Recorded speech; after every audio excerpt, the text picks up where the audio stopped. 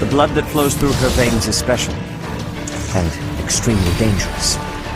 If showing pity would put my allies in danger, I will not hesitate to kill them. You have disappointed me, Edelgard. Hey there, guys. Holy hell. I didn't really get a whole lot of chance to like respond to this yesterday because it happened at the very end of the episode, and I'm still sort of processing it, to be quite honest. Damn. So this is actually really cool and interesting because looking back, it makes total sense because Edelgard, unlike, I guess not actually unlike everyone else, because what is his damn name? Blue Boy also has that guy that's completed, but I'm remembering the pseudo foreigner that would absolutely not join my group. And it makes sense now if Edelgard becomes like a completely separate faction. I do have to really wonder if I did join the Black Lions, you know, because at one point, like halfway through this, the Flame Emperor / Edelgard actually asked if I would like join my flag to his, and I said no. And I was like, I wonder if the game really changes. Looking at this, I bet it does. I bet there is actually, like, effectively, if you say yes there, then it shifts your game into the Black Lions game. I bet with the Black Lions, you actually pseudo... I don't know if you guarantee to follow it, but I bet the official Black Lion storyline is that you join up with Edelgard and you join and you like play the... Because people have said the game is mostly identical up until this point, or a little bit past this point. They said something about there being like a time lapse that happens at some point, and I'd seen that before. Just in, I don't know how long it is or when it happens, but I know at some point there's a time lapse. Apparently, after the time lapse, things change significantly. And I bet if you join it with Edelgard, it just sort of like shifts your game into the Black Lions game, versus if you don't, you stay on, you know, whatever path. And interesting, I wonder if the Black Lions, if you refuse to join her, if it just like drops you into one of the other paths randomly. Really interesting. I kind of had it, you know, blanketed that none of the three leaders of the three houses would possibly... Really, I actually thought anyone that would join your party was probably not going to be a villain, so completely didn't think it might be Edelgard. I did think it might be one of the Knights of Seiros. Specifically, you know, the guy in the mask disappeared, and we kind of suspected him to be the Black Knight. To think that a descendant of House Hresvelg would dare betray the Holy Church. I don't know, Rhea, you're definitely not all you claim to be either. Professor, kill Edelgard at once. Yeah, she's not fighting back. You can execute her, that's your right, but I'm not going to just strike her down. She is a danger to all of Fodlan. Such a rebellious heart cannot be allowed to keep beating. Not to mention, she is a very powerful house. We need to formally charge her and all of that. I have achieved my objective. I will retreat. Okay, I don't have to like make... That would have been a really interesting decision too. Farewell, Professor. If we meet again, it will be on the battlefield. Come, Hubert.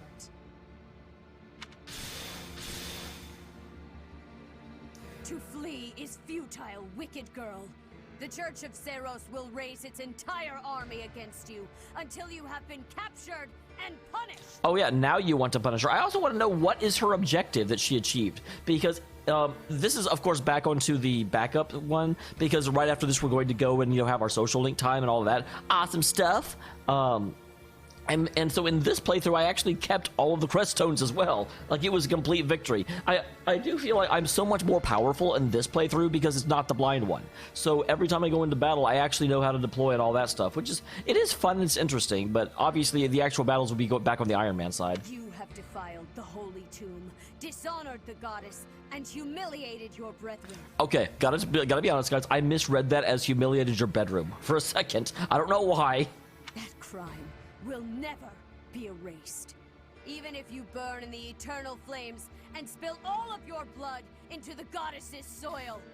Rhea, as the one with the goddess living in his head, shut the fuck up. I'm sorry. Like, what Rhea is saying here is not unreasonable. Edelgard did absolutely betray the church. She came here as a student and then she tried to steal our holy relics, and it is unforgivable, but it just sort of rubs me the wrong way because the Rhea's stance here, the way she's coming across, is completely different than I always forget her name. This is one of my big problems. All right, we have Sedith, we have Saros, and we have the goddess, and I keep forgetting the goddess' name because it's another 6-letter word starting with S. Like, come on. But yeah, I had the goddess in my head for a long time, and she was always very quizzical and confused and unsure of the world around her, but she was never vengeful, you know? And so I can't help but I feel like that's a very intentional discord that the game is setting up here, because Rhea is very, very, very vengeful, and you know, my way is the correct way, and you must listen to me because I speak on behalf of the goddess. And I'm kind of like, no, you don't. I know how the goddess actually feels about this stuff. I'm pretty sure, like, and that's another thing. I think that really made me go against Rhea. And I shouldn't say I'm not against Rhea, but dislike her in this presentation, and it further sowed my doubt about her, is that I don't feel like the goddess would just instantly cut her down after she'd been defeated. Arrest her, try her, execute her, absolutely. That's the correct way to do things. Rhea seems a little bit power mad. Come, Professor. Let us return and decide upon our next course of action. Not to mention, there is also the possibility that the fact that the Western Church considers her a heretic and is an open revolt against her. And again, it could be that the Western Church is just a bunch of crazy psychopaths that, you know, don't want to listen to the authority of anyone else. But it's just, there's a lot of stuff piling up that makes me not 100% behind Rhea. Though if I do end up going as Rhea, I'm pretty sure. I'm not exactly on friendly terms with the princess, but I do have a few questions for her. Edelgard said that the Creststones represent power. That means she knows how to use them. But she didn't get any. She almost certainly knows other secrets of Fodlan as well. Once things calm down a bit, there's a lot more that Rhea needs to tell us. Oh, she won't. I just hope there's still time. I have this strange feeling. Here's my headcanon right now, because Edelgard is from the Empire, and isn't that also the group in the West? So it may just be that she's kind of grown up in an area that doesn't respect the Central Church, and she feels like the Central Church is going to fall soon, and so she's just sort of making a ploy to grab all the artifacts she can before it comes crashing down. It actually, you know what? I wonder if the fact that I had to show up and save her life is what led her down this path, because that may have just completely broken any trust in the solidarity of the Central Church she had. Because that's when the game started for me, is that there were a whole group of bandits chasing the 3 heirs, and there was a single night that would have been overwhelmed if me and Gerald hadn't showed up. That history is being written, that an age of anarchy is upon us. Let's hope I'm mistaken. Oh, you definitely aren't.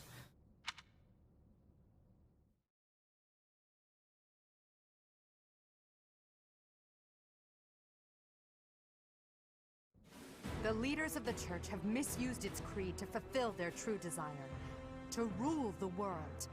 They have fooled the people of Fodlan.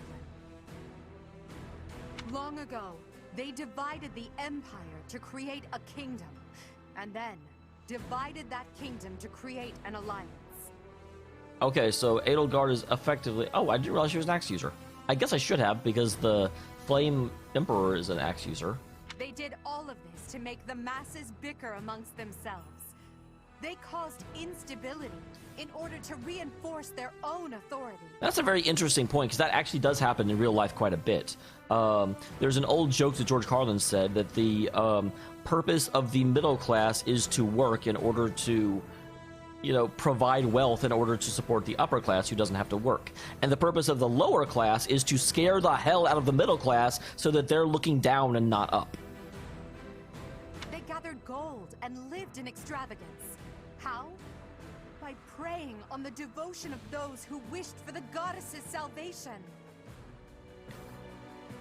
I wonder if Edelgard is aware of the experiment on me and that I did have the goddess living inside my head. Those corrupt hypocrites cannot lead Fodlan to true peace. Their foul belief system must be torn asunder so that true wisdom may finally prevail. Here's an idea I have, and I'm sorry, I realize I'm stopping this playthrough a whole lot, but there's a lot to unpack here. My rough plan. Okay, I'm actually gonna answer two questions because someone had asked that if I was going to change genders in future playthroughs, and if so, which ones. I don't know which ones specifically. I don't really think it matters, but we'll have to find out. I do think. So here's kind of what I'm going to think I'm going to try, and let me know, it just without going into details, whether or not this will work. I kind of want to, on my Blue Falcon playthrough, or Blue whatever it is, I forget what the name of the house is, join up with Edelgard just to see how that changes the plot, and then on the Black Lion playthrough, not join up with Edelgard and see if that will like divert me back to the Blue household. Is that the way that will work? Because I obviously I like this game, but I can't play this game literally forever. I also figure when we get to that point, I'll probably start from wherever the time skip is, because there's no reason to have you watch through the first half of the game if it's functionally identical to what we've already seen. And so, I have decided. Where is your dad in all this? By order of the Adrestian Emperor, Edelgard von Hresvelg, Wait, you are the Emperor? I thought you were the princess. the Empire hereby declares war on the Church of Seros. I cannot believe it. That also interesting. Okay, that actually to me implies that Edelgard had this going for a while, and she had scoped out the competition. She looked at all the other promising youths in there, and she's like, okay, you know what? We can do this. We can win this. We are the most capable. And then I show up, and when I show up, all of a sudden it's like, here's this person that is just leaps and bounds better than everyone else at the school, which is why she was so desperate to not make an enemy of me, because I'm the big question mark in play right now, because I'm a better tactician than she is, I'm stronger than she is, and I've got the sword of the creator. That maybe I don't even think, because she uses an axe, she may not have even wanted the sword of the creator necessarily to use for herself, but just so I wouldn't have it. Let us recount the situation as it stands, Professor. After you returned from the Holy Tomb, the Adrestian Empire declared war upon the Church of Seros, as well as our allies. Edelgard demanded her own father relinquish the throne, and then assumed the position of Emperor. Interesting. I wonder why her father went with that. She has deemed the Church of Seros to be an evil of this world, and is calling upon the people of Fodlan to help her tear it down. I must discuss our response to this declaration with the Archbishop, after the Knights return from their investigation. Until then, watch over the students. See that they remain calm. I heard what happened, Teach. The princess, well, the Emperor now. She really did it, didn't she? Why isn't she the Empress? The lords and dukes of both the kingdom and the alliance have been called out, and now have to choose between the church and the empire. That's actually a really interesting thing too. Actually, it may be that in the empire, Emperor is the head of the state, and the Empress is the person married to the Emperor. And it may just be simply because she's actually running the place, she took the title of Emperor rather than Empress. The seed of conflict was always there, and now we find ourselves in the middle of a war that will tear Fodlan in two. Or three. The Empire is rash, but I never thought it would come to this. How could something like this happen? I hope everyone back home is safe. I'm sure it's mass confusion at home right now.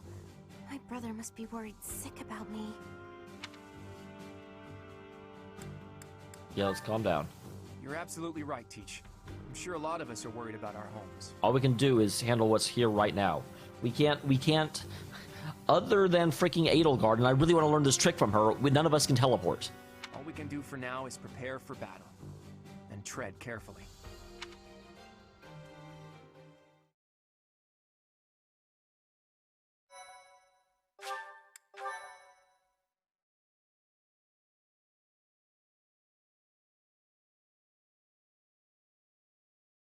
Part 1. White Clouds. So I'm guessing the time skip happens at the end of part 1 before part 2. So what, we're going to go back to normal classes? Together, the people of Fodlan relish the beauty of the brilliant moon overhead as another year ends. They recall sad partings and new acquaintances alike, but each person must still walk their chosen path alone. With each day, the presence of spring grows stronger, and yet a lone moon still haunts the sky. A silent reminder, perhaps, of some inescapable truth. Oh, she's pregnant.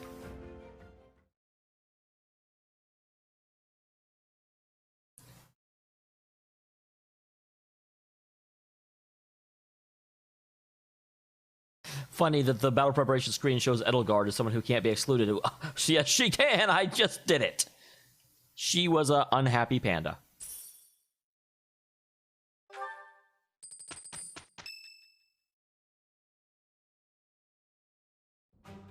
Unforgivable. I cannot fathom that the Adrestian Empire would embark on such a violent course of action. The fault is my own. I failed to see the wickedness within Edelgard's You can't heart. expect to, like, you're not a freaking paladin. You can't detect evil at will, dude. Yeah, what's her objective? There is no question on that front. She clearly wishes to conquer all of Fodlan. And in order to achieve her own selfish ambitions, she plotted with ill-meaning strangers and defiled the Holy Tomb. Interesting. She wants to conquer. So is she trying to unite everyone in a common cause against the Central Church? And then once they finish, be like, hey, we should just be one empire. Look how well we did. Yay! Or perhaps her ambitions are even grander than we know. Perhaps she is planning to make herself a false deity by demonizing I love how he starts the with, Church of there is no Seros. question about her objective, and then he starts, like, speculating about her objective. Adrestia received its very name through a divine oracle. To injure the goddess is a sin most foul that shall not be forgiven, nor forgotten. We must stop the Empire, and quickly. Oh, I don't think it'll be quickly. Excuse me. I have returned, Rhea. Return from what? You were in the battle with me. Actually, in this playthrough, I don't think she was. In this playthrough, I'm really trying to keep my 10 students to be the core group. Welcome back, Shamir. Were you able to discern the Empire's movements? Their main troops are marching towards Garreg Mach. Well, yeah, it's not surprising. It is said that they will join forces with Edelgard's army and arrive within 2 weeks. 2 weeks? That is not enough time. I'm kind of surprised that Edelgard is going for a frontal attack. I figured she would try and divert me away, because I do feel like I am the one person that she is terrified of.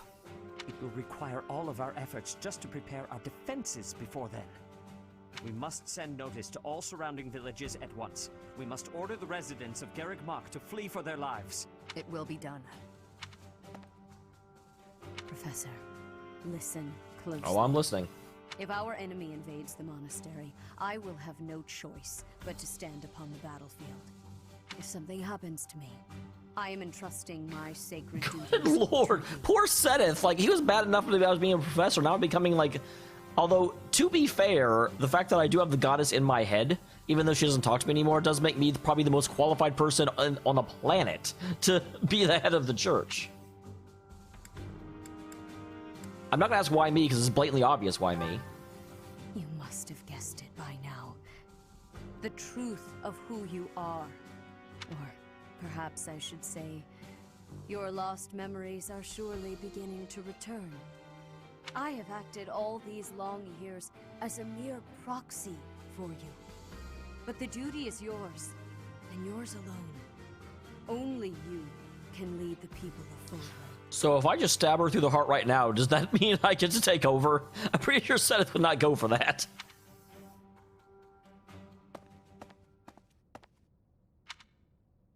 Yeah, I was gonna say... Please, you must tell me all that you know. I beg of you. Yeah, he does need to know at this point, because everything does not make sense to him. That one is the progenitor god. Am I correct? In a sense, our dear professor is a vessel, one who carries the power of the progenitor god within. In time, the vessel will become one with the power contained within, and the progenitor god shall return to this world. Sexy. I see. I trust that you are aware of the questionable nature of this experiment. But I suppose there is no turning back. Nope. Can't stop us now. I ask that you help our friend. And in doing so, help her. I am waiting and hoping for the moment when our creator rules this wayward land once more. But don't you kind of have to be dead for that to happen, don't you? I understand. As ever, I will take you at your word. Lady Rhea, brother, I will do my part as well. Flame, were you eavesdropping? Regardless, I am glad to hear it. You owe your life to the Professor, after all. And in the end, they may prove to be our brethren. Brethren, that's an interesting word. That may mean that Flame also has the same bloodline I do, albeit diluted. You have my gratitude, Seteth. And you as well, Flame. As followers of the Progenitor God, it is up to us to see our mission through.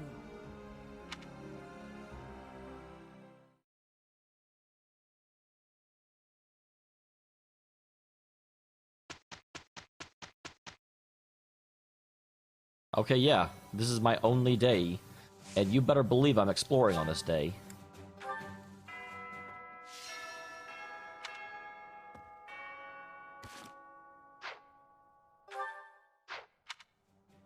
Okay, well, first of all, you know what time it is. It's time to support a Dort.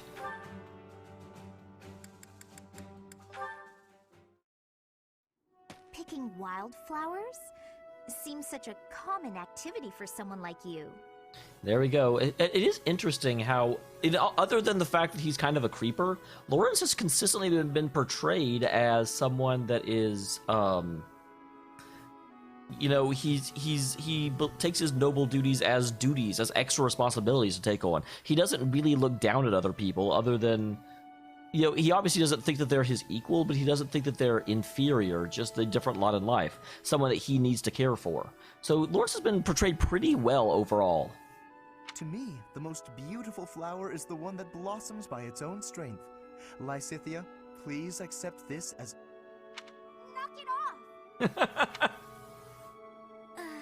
Sorry. It's just that the thorns are a bit sharp, and I'm not a fan of killing nature. You're a black mage. Your entire way of magic is about doing destruction to that stuff around you. True sympathy, even for the smallest wildflower. I admire your kindness. When you inherit your house, that kindness will be a balm to your subjects. They and the neighboring lords will trust you instinctively. And also try and run you over, but, you know, let's not focus on that. Politics. Again. The Alliance has been harmed in the past by lords who thought only of themselves, who saw others as a means to an end. But you understand others' pain. With you around, I am quite hopeful that the Alliance will flourish again. That's not something you should get your hopes up about. House Ordelia will end with my father. Really? Is it just because, again, that your double crest is going to cause you to die before he will? I'm sorry? I understand you have a distaste for politics, but could you really allow a noble house 3 centuries old to fall to ruin? This goes beyond you and even your house. What would become of Fodlan if all its noble houses withered away in such a manner? The people would be in disarray. The balance of power would crumble. Chaos would rule. No, it's just... my body, unfortunately, is not built to last. Okay, that And is I what she's have no talking about. siblings. When I die, that's the end. What? Noble birth has been nothing but a source of pain for me. For me, and for my parents. We got sucked into the rebellion in the Empire, and it led to many responsibilities for us. The things we went through, I can hardly bear to speak of. This must be kind of towards the end of their link, because she's getting very, very in-depth with this now. All I want now is to give my mother and father the chance to live out their years in peace. I intend to do whatever I can to ease the hardships of our people, while I still have life left in me. Wow, that's a really... I mean, we always kind of talked about the fact that she was going to die young, but to have someone as young as she is just accepting her very soon to come end. Naturally, I worry about what will come to pass after I'm gone. But I'm sure things will work out, so long as there are people like you around working so hard for a better future. So you have been thinking of the future, even despite all of that. I really like his icon right there, where you just see the kind of pain in his eyes. I am so sorry. I had no idea. Lysithea, I have offended you most persistently. Please find it in your heart to forgive my impudence. Don't worry about it. If you're so insistent upon being my friend, I'm sure more tasty snacks and tea will help persuade me. But if speaking of the future holds such importance, better to find someone who actually has one. I understand. Yes, let's take tea together again soon. Well, that actually does a lot to flesh out their relationship. I like it a lot. So yeah, there is one more after that. Ah, there's yet another option. Lawrence, what are you doing? Whatever he wants. Oh, hello, Hilda. I'm using these pieces to represent soldiers on the battlefield. This will allow me to better visualize concepts of strategy. I wonder if he's the one that wants the board game then. I never could find the person. Very good. Is it fun? Oh, it is utterly engrossing. Look, swap out just certain pieces for others, and the board completely changes. Then, even considering the same types of units, employing different individuals calls for a new set of plans. Sounds like Lawrence is trying to replace me. Oh, I see. Or I kind of see. It's hard for me to grasp really complex things like this. Nonsense. It's thanks to your many requests that I've been adapting my fighting style of late. Working to accommodate you has convincingly shown me how essential it is to rethink tactics on a continual basis. I wonder if he's going to make her feel guilty that he's actually doing all of this work just because she's lazy. After all, the risk of getting hurt is greatly reduced if you are prepared for any situation. So now I will be ready for anything. Lawrence, you're so wonderful, I'm at a loss for words. I'm not just saying that to flatter you either, honestly. Tell me something, Hilda. Did you make all of these ludicrous requests of me purely so that I might have the opportunity to develop myself? Yes, purely. Because if so, I am deeply moved. Thank you for caring so thoughtfully and passionately for my personal growth. You're welcome. If you will permit me to return the favor, I do have one request to make of you. Oh, Will wow. you hear me out? Masterful turnaround. I'm not usually one for fielding requests, but I can make an exception in your case, I suppose. I would be so pleased to have the opportunity to observe you in action, in the heat of battle. Would you be so kind as to oblige me? I mean, she's actually doing that quite a bit. Oh, very well. You've convinced me. But if it gets too intense, you'll help me out, right? I mean, probably. She says that like she's not constantly in the middle of battle. Hey, Marianne? Are you there? Yes. Can I help you? You can. I don't know how, but you can. Do you have a minute? Huh? Oh, Then, if you don't mind, would you come with me for a moment? Ooh, a late night rendezvous? So, did you need something from me? Yes, indeed. I have an urgent request. Have I done something? Not yet. Oh, no, it's nothing like that. Really, you don't have to worry. Would you close your eyes, please? That was your request? Then how will I know where I'm going? Oh, was he taking her to his, like, special spot? Just take my hand. That's it. Ignatz is a little bit of a player. I never saw the side of him. I think he's doing it accidentally, though. There, right there. Perfect. Now open your eyes. Ah, the town is glowing from the sunset. How long did she close her eyes for to walk through the entire town and was significantly outside of it? Yes. Isn't it beautiful? Very much so. I was looking at it earlier and I thought to myself, I have to show Marianne. Now, she could have just painted it. But why me? Because you're always looking at your shoes. You never get a chance to appreciate the scenery. I do have to say, this game does a really, really, really good job of just humanizing all of the different characters. I was worried when I first started playing it that there'd be a lot of cliches, but this time with Lysithea and seeing that she's more than just the bratty magic girl, and then like when I saw Raphael, I was expecting just an unending fat joke-a-thon, and no. Like, all of them have very, very deep and big hearts, and they're not just caricatures, they're characters. See, the best thing about the scenery is, it's always changing. With the weather, the time of day, the season. So every view is unique, never to be repeated. If no one sees it, it's lost. You could have just enjoyed it on your own. Yeah, but who wants to do that? It's like going to a movie by yourself. I wanted to share this beautiful landscape with you. Thank you. I'm not sure what to say.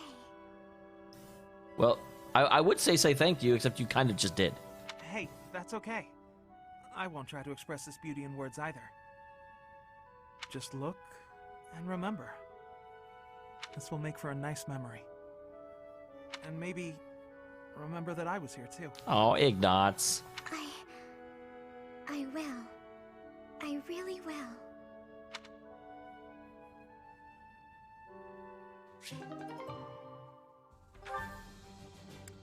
Alright, and Ignatz has someone else apparently. Cyril, okay. I'm surprised you went got Cyril, because in this playthrough he's kind of excluded from most of the fights. Why are you following me? Oh, can I help you with something? Oh, you've seen this before. You want? Sure. I'd like. Oh, why are you? Wow, but ooh. Nope. Why do I Even you don't? Oh. But there's jeez.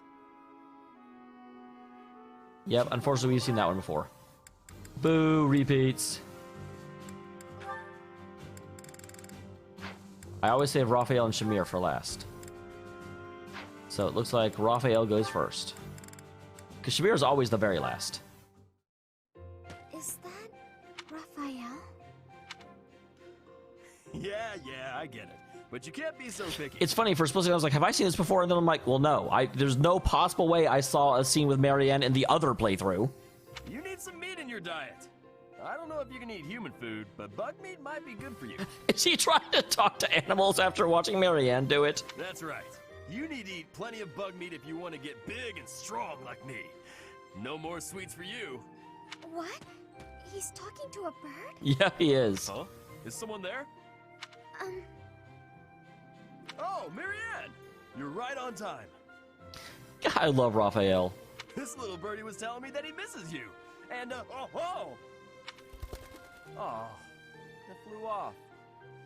You know the one thing I do wish this game had, and this would be a bad idea, but I don't know how you would implement it. In XCOM, whenever you go on a mission, if people are injured but not dead, they have like a period of recovery. So you are forced to use different characters in battle. Because that is the problem. Because I'm kind of thinking forward to my other playthroughs, and each class has 10 people in it. And my goal is not to, because I was just thinking, like, I really want to have Raphael in the other classes and Lysithea and just see more of them, because I'm really, really liking them. But even if I get them over there, they're not going to participate in any of the fighting, because of course I'm going to focus on the people in that class, not on Raphael and Lysithea. And very, very, very, very, very rarely have I seen things that allow me to have like 11 or 12 people. It appears so. I can use them as convoys, but and that seems somewhat effective, but meh. Why do you think birds fly away when there's more than one person around? Birds never seem to stay put unless I'm alone. Birds are very cautious creatures. They tend to fly away when they're startled. You mean they're afraid of loud noises? And you're a very loud noise. You're like a walking loud noise. Oops, that was probably too loud for the birds. Come on, Raphael. Keep it down. How's this? Do you think we'd be able to talk to birds together like this? I still haven't met a bird that can speak human. I was hoping you could introduce me. My God, I don't think Raphael has an inside voice. Huh? I thought you were just talking to one. I was mostly talking at him, not to him. He just said chirp chirp and stuff like that. I had no idea what he was talking about. I don't think he understood me either. Marianne, you always know which birds understand what you're saying, right? Next time you find a bird who understands you, I hope you let me know so I can join the conversation. Oh, Raphael. What am I supposed to do?